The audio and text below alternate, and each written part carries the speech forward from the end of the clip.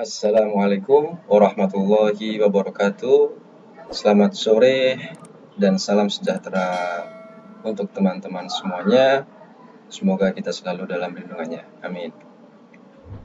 Oke teman-teman, sekarang kita sudah memasuki pertemuan kedua, yaitu di mata kuliah karakter building yang kali ini dengan tema atau sub pembahasan menerima diri. Oke, menerima diri. Kita tahu bahwa menerima diri itu kadang sulit, kadang juga menjadi mudah.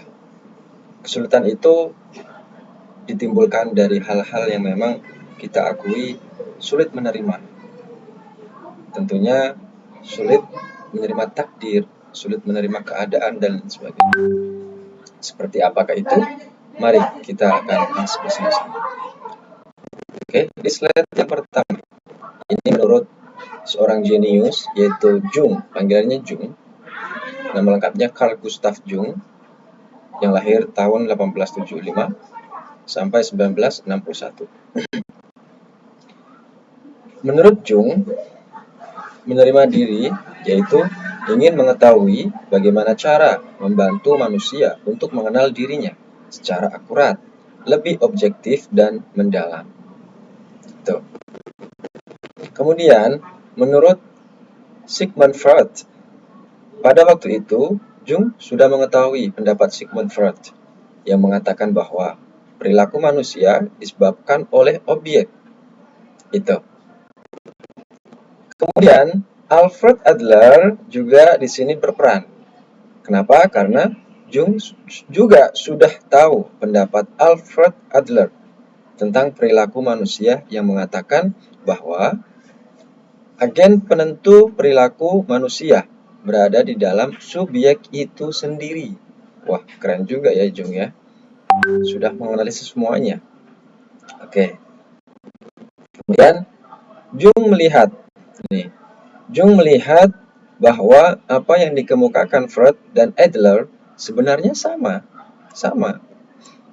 Hanya satu melihat dari sudut pandang extrovert. Freud, yaitu extrovert, itu pendapat dari Sigmund Freud. Dan yang lain dari sudut pandang introvert. Ini kata yang tidak asing lagi bagi teman-teman tentunya ya. Yaitu menurut pandangan Adler. Kemudian Jung melakukan penelitian dan observasi atas berbagai corak kepribadian manusia selama 20 tahun lebih. Wow. Sehingga akhirnya ia mengemukakan penggolongan manusia atas tipe-tipe kepribadian, yaitu extrovert, introvert, thinking, and feeling. Ya, introvert pasti lawan kata dari extrovert, ya. Thinking, feeling, ini sebetulnya tidak perlu saya jelaskan definisinya. Teman-teman sudah pada tahu ya bahwa thinking antonim dari feeling.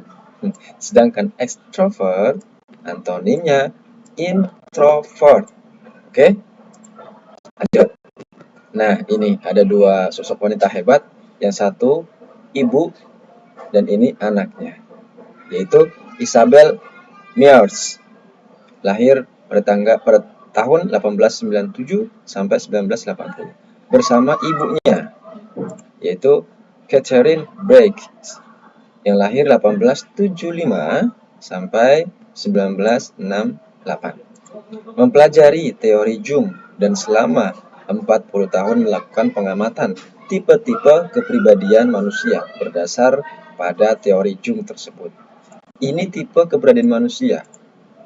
Kedua orang ini atau eksperimen ilmuwan ini luar biasa meneliti dan mengamatinya sampai sejauh 40 tahun loh. Tidak sembarangan ini ya. Jadi karakter building itu tidak sembarangan hanya semena-mena kita tahu di sesaat saja. Tapi kedua orang hebat ini sudah menelitinya sampai di usia hidupnya sekitar 40 tahun. Tidak disia-siakan. Lanjut. Mereka akhirnya membuat sebuah psikotes yang dapat menggolongkan manusia dalam tipe-tipe kepribadian. Sesuai dengan teori Jung, demikian lahirnya tes Myers-Briggs Type Indicator atau MBTI. Satu ilmu sains ini, satu ilmu teori ini, yaitu dikembangkan atas nama dari siapa? Isabel Myers dan Catherine Bryce. Ya. Mungkin teman-teman sudah ada yang baca buku tentang character building atau mungkin motivasi kepercayaan diri, yaitu ada buku namanya Myers-Briggs Type Indicator. Cari di Gramedia, sudah banyak ya. Itu MBTI, terkenal sekali itu MBTI. Ya. Lanjut. Ini ada EI, SN, TF dan apa ini? HP. Ini sebuah metode atau rumus personal pathways ya. Personal pathways itu mengenal dari unsur sudut pandang atau objektivitas yang kita tahu. Myers dan Briggs memperkuat dan memperluas temuan Carl Gustav Jung mengenai ekstrovert, introvert, penginderaan intuitif, berpikir perasa, dan penilai pengamat. Nih ya, ini saling berkaitan. Ya, X in pengindra, intuitif hanya perasaan saja. Intuitif itu perasaan. Kalau ini kan bisa dilihat, kalau ini hanya merasa saja ini ya. Berpikir perasa, ya kan? Dan penilai pengamat. Lanjut. Ini ada kotak warna-warni, yaitu lambang dari MBTI. Kombinasi dari keempat preferensi di atas menghasilkan 16 tipe di sini. Kepribadian manusia yang mengandung potensi, bakat, dan talenta, sekaligus kelemahan-kelemahan yang terkandung di dalamnya. Lanjut. Ini ada narasi bahwa pernahkah kalian membanding-bandingkan diri sendiri dengan orang lain? Misalnya, kenapa aku tidak secantik kakakku? Atau kenapa aku tidak sepandai temanku dan sebagainya. Ini yang menjadi dasar bahwa kepercayaan diri itu sangat penting ya teman-teman ya. Ini sering diucap, bahkan sering sekali kita lihat, bahkan hampir setiap hari kita mendengar atau mungkin bahkan diri kita sendiri sering bertanya seperti ini ya. Ini namanya bisa dikatakan mempertanyakan takdir yang sudah diberikan oleh Tuhan Yang Maha Esa. Lanjut, pernahkah kalian berandai-andai, misalnya kalau saja saya secantik dia, kalau saja saya sepintar dia, betapa bahagianya saya. Terima bahwa diri kalian itu anugerah yang terindah Tuhan berikan kepada teman-teman semuanya, kepada kita semua. Ini hanya andai-andaikan saja ya. Jadi harap dicermati dengan baik. Lanjut, umumnya orang yang membandingkan dirinya dengan orang lain, umumnya orang yang membandingkan dirinya dengan orang lain cenderung melihat dirinya berada pada pihak yang kurang pasti kurang beruntung, sedangkan orang lain sebagai pihak yang beruntung, bernasib baik dan bahagia. Pengertian menerima diri ini termasuk dalam definisi. Menerima diri adalah di mana kita menerima segala kelemahan dan kelebihan kita, atau menerima segala sesuatu yang ada dalam diri kita, menerima segala hal yang telah terjadi dalam kehidupan dan diri kita, sehingga sikap kita memandang diri sendiri sebagaimana adanya dan mempermalukan diri kita secara baik disertai rasa syukur, senang, dan bangga sambil terus mengusahakan kemajuan. Jadi teman-teman yang sangat saya banggakan bahwa kalau kita mengeluh, kita merasa belum sempurna, itu sangat konotasi sekali bahwa sesempurna-sempurnanya makhluk Tuhan adalah manusia. Ya, kita semua harus menerima bahwa inilah yang sudah diberikan. Ini bagian dari rahmat, ini bagian dari kesempurnaan Tuhan Yang Maha Esa untuk diri kita. Jika kita sering mengatakan kalimat yang tadi saya jelaskan dan baca di atas, bahwa seandainya saya lebih cantik daripada dia, seandainya saya lebih ganteng daripada dia, betapa senangkan hatiku. Itu secara tidak langsung teman-teman sudah mengejek atau merendahkan diri sendiri. Merendahkan diri itu lebih tidak mulia daripada merendahkan hati. Beda merendahkan diri dengan merendahkan hati. Kalau merendahkan hati itu lebih kepada apa? Lebih kepada bahwa kita tidak boleh sombong. Orang itu baik, mulia, orang itu sangat mengerti keadaan, orang itu berjalan dengan penuh dengan ketaatan. Itu namanya kerendahan hati. Dan bahaya menolak diri sendiri. Ya, bahaya menolak diri sendiri sampai ada bahaya segala. Lanjut ya. Akibat membanding-bandingkan diri sendiri dengan orang lain membuat kita lupa melihat diri kita sendiri. Tentu kecewa dengan diri sendiri. Mungkin sudah kita lihat sebagai pelajaran bahwa maaf, orang yang mengakhiri di hidupnya dengan cara bunuh diri itu merupakan sifat yang tidak terpuji dan akan merasakan kepedihan yang tiada tara, ya. Kekecewaan itu dia dia terima dari berbagai hal, bisikan dari berbagai hal, intuisitas yang memang dirinya tidak bisa kendalikan. Kenapa? Karena orang tersebut pasti belum punya karakter, hanya punya sifat. Seperti yang saya jelaskan di pertemuan awal minggu kemarin bahwa sifat dengan karakter beda. Kalau sifat itu terpengaruh dari lingkungan sosial sekitar yang tidak baik tentunya. Kalau sifat baik untuk kita ikuti bagus. Tapi kalau karakter itu ditimbulkan dari asal usulnya. Karakter itu awalnya pasti baik. Nah, supaya untuk lebih menyempurnakan karakter kita, itu bisa di follow up, bisa kita upgrade dengan kebaikan-kebaikan apa? Kebaikan-kebaikan sifat lingkungan kita, perilaku kita di masyarakat, dengan kita sesuaikan dengan diri kita. Jadi di-upgrade karakter yang baik itu dari lingkungan sosial juga. Lingkungan sosial mana? Dari sifat. Sifat terbentuk dari lingkungan. Makanya untuk menyempurnakan karakter kita yang tadinya baik menjadi lebih baik lagi, yaitu kita adopsi sifat-sifat yang baik untuk karakter kita. Paham ya? Seperti itu. In believe in you ya, in believe in you. Seperti gambar di sini. Sedang ya, itu. Lanjut. Kita adalah kita seperti apa adanya. Kita adalah kita seperti apa adanya. Tetapi kita tidak terus seperti itu. Kita harus berkembang. Ini yang tadi saya bilang. Jadi katakan bahwa apa tadi seperti karakter. Kita itu yang punya karakter. Kita berkarakter sebetulnya. Sejak lahir kita berkarakter. Dari siapa? Dari orang tua. Pasti orang tua menentukan karakter itu yang baik-baik untuk kita.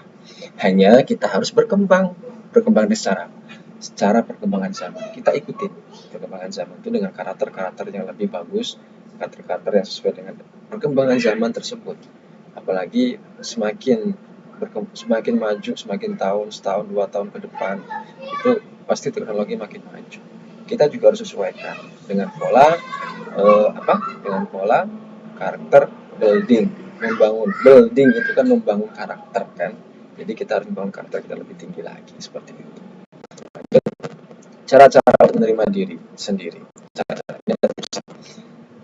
Yang pertama, gunakan kacamata paradigma baru. Gunakan kacamata paradigma baru. Paradigma itu apa? Kita disuruh melihat dari beberapa sudut pandang. Bahwa ketika ada satu, pasti ada yang kedua. Ketika ada yang kedua, tentu ada yang ketiga. Sampai ke 100, 1000, dan 1 juta, sampai miliar dan triliun. Itu paradigma. Gunanya apa kacamata? Karena kita memang disuruh paradigma.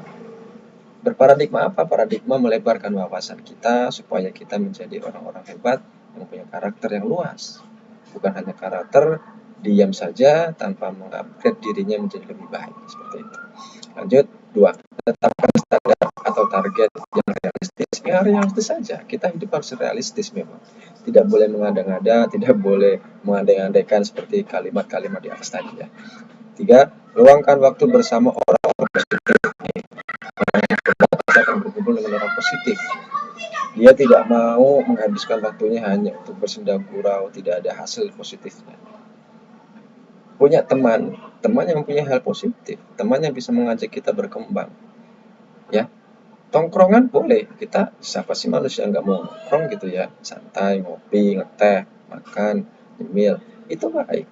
Hanya posisikan kalian di antara orang-orang baik yang memang kalian ambil, curi perhatian mereka, dan kalian harus mencuri perhatian dia dengan cara yang baik-baik pula. Jadi sambil berbagi kebaikan di situ, memberikan kemajuan bersama demi masa depan yang baik. Karena apa? Pasti kok kalian berkesan ketika berteman dengan orang-orang yang positif, tentu ya. Keempat, membaca buku-buku pengembangan diri, baca referensi sebanyak-banyaknya. Karena apa? Ini menjadi ujung tombak bahwa kalian harus mempunyai wawasan yang luas. Dari wawasan yang luas itu, kita tidak akan tersibukkan dengan hal-hal yang sepele, dengan hal-hal yang membuang waktu. Kalau bedanya dengan orang yang sering membaca dengan tidak, itu beda banget. Kalau yang sering membaca, dia punya paradigma yang luas. Dia tidak ada puasnya dalam hidup. Artinya apa? Bukan berarti meraup hal-hal yang hanya nafsu saja. Tapi apa? Dia selalu mengembangkan diri hal positif, mencari ilmu, selalu mempunyai kreativitas yang baik, gitu. Dibandingkan dengan orang yang bahkan jarang sekali membaca buku. Pasti cara pola pikirnya mentok. Cara pola pikirnya itu aja. Ya, cara pola pikirnya tidak jauh-jauh dari hal-hal yang orangnya pasti tahu, begitu loh. Yang bisa gampang ketebak seperti itu ya. Oke, lanjut. 5. Lakukan sesuatu yang membuat Anda lebih menyukai diri sendiri. Ya, banyak lah ya, teman-teman bisa tahu sendiri ya. Karena masing-masing individu pasti punya karakter masing-masing. Nah, itu supaya kalian bisa tahu sendiri dengan cara apa? Ya, dengan selalu introspeksi diri gitu ya. Lanjut. 6. Gunakan kata-kata yang positif pada diri sendiri. Tentu. 7. Bersyukur dengan apa yang Anda miliki. Ini kuncinya juga dalam ya. Bersyukur. Oke. Lanjut. Manfaat menjadi diri sendiri. Yang pertama, pikiran menjadi jernih, menikmati hidup, mengetahui potensi diri dengan mudah, mencapai kesuksesan.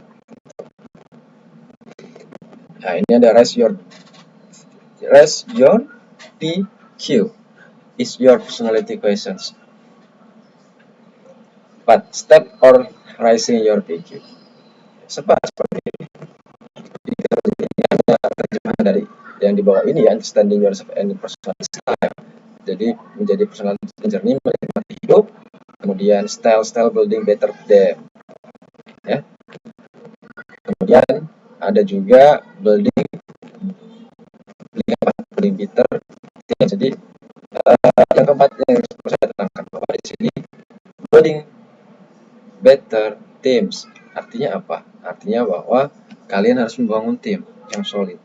Berteman dengan orang banyak, relasi, bentuklah tim yang solid, bahwa dari satu tim itu masing-masing personal membangun dirinya sendiri dengan membangun bersama-sama tujuan yang baik, membangun sebuah bisnis, membangun sebuah paradigma berkembang, yang harus dikembangkan apa, yang belum terjadi apa, kalian ciptakan di situ.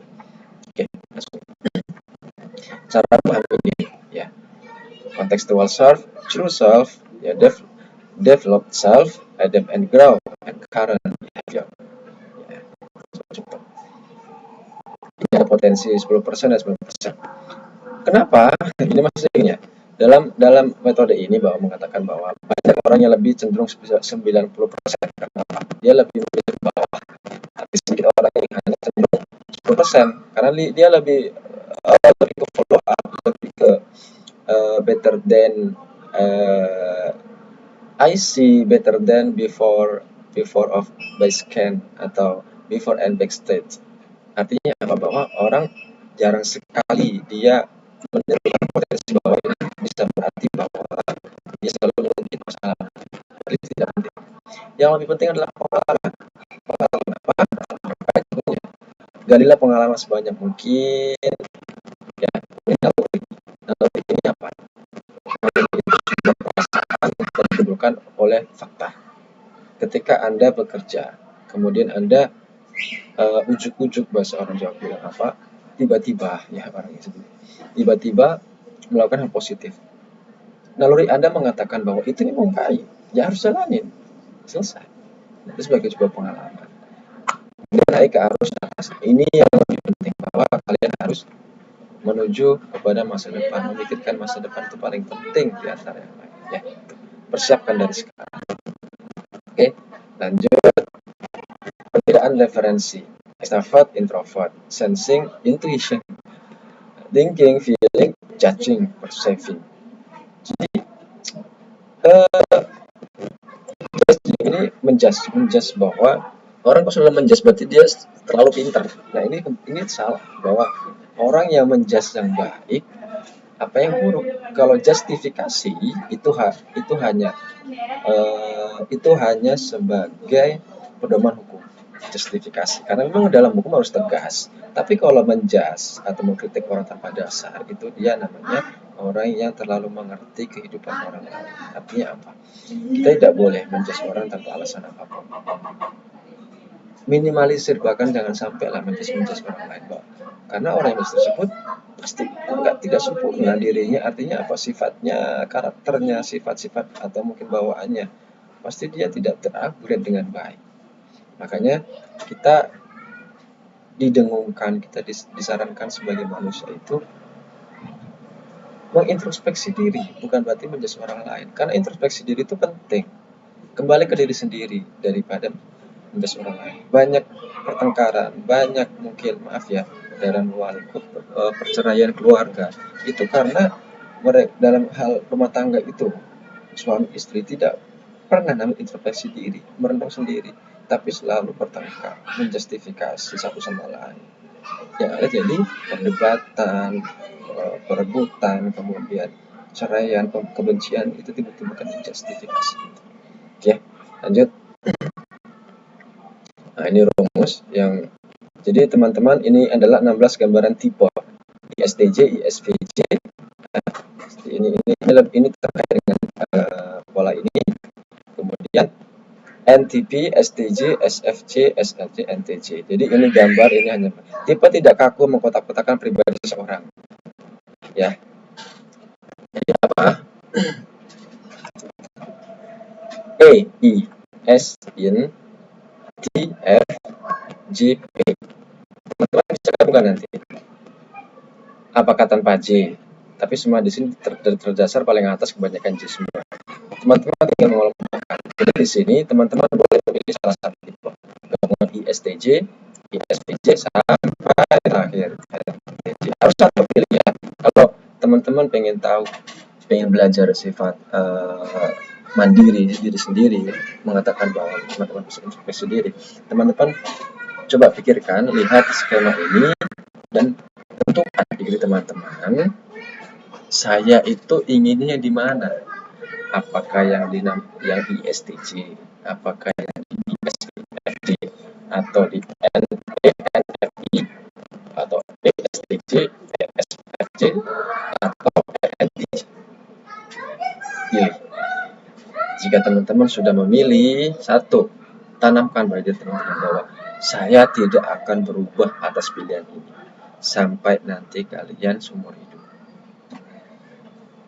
Karena ini bisa menjadi patokan psikologi seseorang, karakter maupun sifat seseorang. Gitu. Oke ya. Ya pasti di sini banyak kok, ini kan bukan berarti sempurna baik semua, karena manusia tempatnya salah,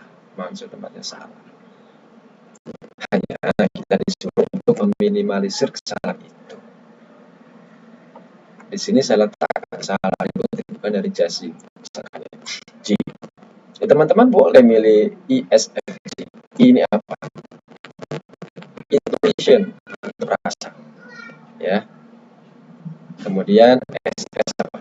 Sensing, sensitif, sensitif antar keterpekaan. Kemudian F apa? Feeling. Aduh, feeling saya nih. Aduh, pikiran saya nih. Oh, takutnya saya kenapa-napa dan sebagainya. Dan J, jaji. Kalau ini mungkin tidak semua tidak berpikir keburukannya, artinya apa? Sangat mudah sekali karakter. Tapi teman-teman bisa memilih, kecuali karakter ISVJ ini apa sih?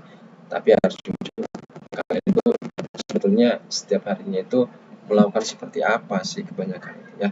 Nah, kalian teman-teman bisa multi choice di sini, choice for just one, choice just for one, atau choice just for hours gitu. Pilih salah satu atau di antara lainnya. Oke. Yang terakhir perlu saya jelaskan bahwa perlu diingat, tipe-tipe adalah unik dan istimewa. Tidak ada yang benar atau salah. Setiap orang menggunakan semua preferensi pada tingkatan tertentu, ya. Setiap orang pasti menggunakan sebuah preferensi. Preferensi itu apa? Acuan atau objektivitas maupun gambaran pada tingkatan tertentu, terbatas maksudnya. Tipe tidak menjelaskan segalanya. Nah, tipe-tipe ini tidak menjelaskan segalanya. Emang tidak menjelaskan segalanya. MBTI tidak mengukur keterampilan atau kemampuan. Sebaiknya tidak membatasi Anda dalam mempertimbangkan karir. Jangan batasi. Kamu harus jadi seorang inspektur upacara misalkan, menjadi seorang ibu rumah tangga, menjadi seorang koki, pilot, arsitek. Jangan batasi itu. Kalau Anda sekarang masih kuliah, tetapi masih menuntut ilmu akademis, mungkin nanti bisa berubah setelah lulus. Itu yang dimaksud tidak membatasi. Karena apa? Kita tidak tahu ke depan seperti apa. Mengalir saja. Apa adanya, mengalir seperti air dalam sungai, air yang mengalir di sungai, sejuk begitu. Ikutin aja perkembangan zaman, ya. Tidak usah dipaksakan saya harus jadi apa nanti. Nanti itu kan mengada-ngada berarti. Tapi yang jelas patokan itu harus ada memang. Contoh, jadi seorang pilot kan positif, melambung tinggi misalkan. Baik. Tapi jangan mengunci cita-cita yang satu itu menjadi dasar semuanya. Itu ya. Lanjut, aktivitas. Jangan batasi aktivitas kamu. Tapi yang jelas, maksud di sini aktivitas yang baik, bukan aktivitas yang membuang-buang waktu atau menjadi aktivitas yang buruk begitu ya. Ketika di rumah, contohnya misalkan, jangan di rumah terus mengurung diri. Sekali healing, healing atau refreshing, atau ke perpustakaan, ke orang-orang hebat untuk selalu sharing sama mereka, orang-orang positif itu selalu sharing sama mereka, selalu minta pendapat, selalu minta masukan, itu malah bagus. Karena kita kalau selalu mengurung diri, kita akan jadi ideologis of multifunction. Maksudnya apa? Jadi ideologi kita seakan-akan selalu memaksakan tafsiran-tafsiran yang gak jelas karena kalian tidak mau keluar, tidak mau melebarkan audiens, melebarkan sayap atau melebarkan kehidupan di luar, tapi yang baik. Yang jelas harus tahu waktu ya. Sering-sering beraktivitas di lingkungan rumah nggak apa-apa, asal aktivitas Anda selalu bawa positif begitu. Atau suatu hubungan di sekitar semua ya. Jangan membatasi atau tidak membatasi Anda dalam mempertimbangkan. Jadi tidak membatasi Anda dalam mempertimbangkan itu ya. Pertimbangan-pertimbangan itu penting ya. Karena kata siapa pertimbangan itu tidak penting? Penting sekali. Makanya ada dua pilihan. Multi choice. Ya, multi choice itu hidup itu choice. Hidup is choice. Itu pilihan. Suatu hidup memang menjadi suatu pertimbangan. Menentukan hidup kalian kelak menjadi nantinya harus baik, sukses dan menjadi orang yang teguh akan karakter yang baik pula. Itu memang sulit, tapi itu harus dijalankan dari unsur-unsur kerja keras, selalu mempertimbangkan dengan positive thinking dan sebagainya. Lanjut, sadari bias tipe Anda untuk menghindari stereotip yang negatif. Terkait dengan poin yang kelima ini dengan bahwa ketika Anda membatasi diri ya tentunya harus ada gap, ada batas mana yang positif, mana yang negatif. Kalau positif tidak ada batas, tapi kalau negatif harus ada batas. Makin kacau kali kalian jika kalian hal yang negatif tidak batasi. Itu ya. Oke, sampai di sini ini menjadi kesimpulan yang sangat baik saya kira, bahwa saya harus mengelak dan tidak bisa. Oke, sampai di sini saya kira perkuliahan di pertemuan kedua ini semoga bermanfaat dan menjadi pandangan teman-teman untuk menjadi lebih baik lagi tentunya ya, karena ilmu dari preferensi MBTI ini sangat mengukur bahwa diri teman-teman itu ya menjadi pribadi-pribadi yang tidak mengurung diri, tidak menjadi pribadi yang harus membatasi diri, bukan. Jangan sampai batasi diri kalian terhadap hal-hal yang memang terdapat hal-hal yang memang itu sangat tidak berguna. Selalu kembangkan, upgrade dalam sistem perkembangan zaman. Karakter Anda saya yakin semuanya sudah baik, tapi tinggal mengupgrade karakter kalian menjadi lebih baik lagi. Tentunya tentang apa?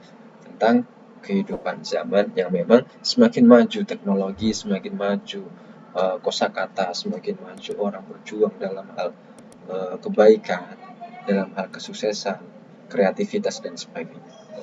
Itu. Oke, thank you. Sampai bertemu di pertemuan ketiga. Wassalamualaikum warahmatullahi wabarakatuh. Bye.